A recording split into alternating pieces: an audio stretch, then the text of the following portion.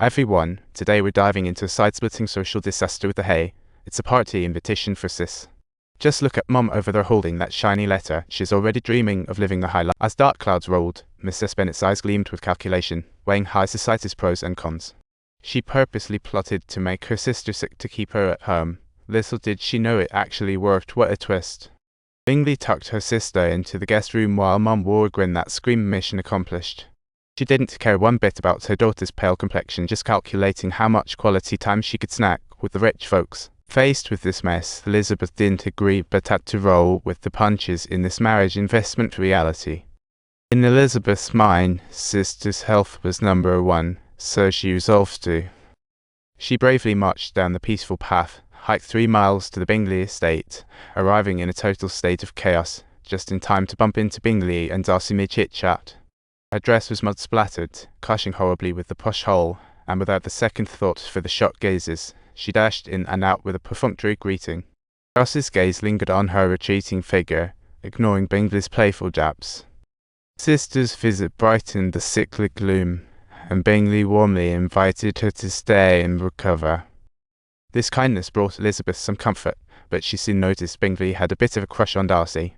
The wealthy Miss Bingley always made a point to chat it up with Darcy. Even with dull topics, she never tired, while Darcy showed minimal politeness, clearly weary. However, whenever her gaze shifted to Elizabeth, his expression softened significantly. Clearly something was brewing. A subtle affection blossomed, which Darcy desperately tried to mask with indifference, while she remained blissfully unaware. Bingley wasn't keen on them chatting too much, so she casually suggested a walk, dragging Elizabeth along. Before leaving, she stubbornly invited Darcy along, only to be met with a frosty rejection. Every word she uttered deepened Elizabeth's prejudice, and the next conversation left the air thick with tension. Yet Darcy's halted movements did betray his inner emotions. As she prepared to board her carriage, a strange brush of fingers sent a jolt through her. His hand darted away, leaving her stunned by the lingering warmth. Elizabeth stared at the retreating white figure, utterly confused by this man's hot and cold routine. If it weren't for the first impression bias, she might have caught on to the clues in that restrained touch, but alas, no time to ponder. Because back home, our marriage was waiting for her, and that guy's name, Collins. Subtitles: he was a distant relative of their family and was definitely not within her consideration range. According to the will, dear old Mr. Bennet's estate would go to this cousin after he kicked the bucket. He could legally kick the girls out, so to preserve their estate, they've got to reel him in by marrying him. Collins first had his eyes on the elder sister, but she was already taken, so he turned to the second daughter instead. Mrs. Bennet was fed up with her bookworm second daughter, so naturally she was on board with the marriage proposal, while Elizabeth was completely in the dark. One fine afternoon, while out shopping with her sisters, she ran into the dashing Officer Wickham. He was handsome and charming, immediately winning Elizabeth's attention, aided by her sister's enthusiastic introduction. Wickham eagerly offered to accompany them on their shopping spree, and naturally his humble, polite demeanour quickly won everyone over. On the way home, they unexpectedly bumped into Bingley and Darcy riding up, and the air just froze. Darcy's face darkened, and Wickham immediately dropped his charming smile. Talk about awkward. As the tension grew thicker, Darcy suddenly did a complete 180 and headed off. What a scene! Elizabeth was totally baffled, so when Darcy left, she seized the moment to dig for dirt on what was up. Subtitles: Wickham openly admitted that his father had once been the steward for the Darcy family.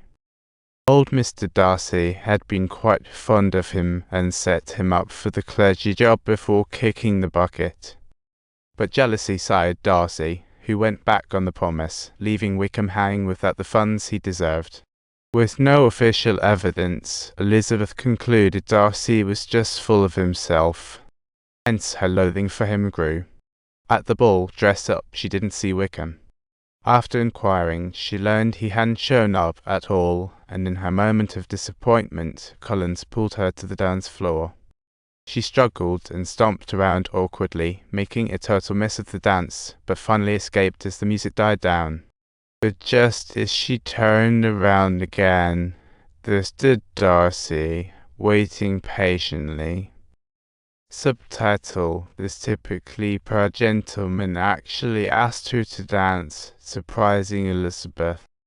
Taking advantage of the opportunity, she questioned him about his mistreatment of Wickham, and without any mercy, Darcy unmasked Wickham's hypocrisy. Elizabeth shrank back, presuming Darcy was mocking her instead.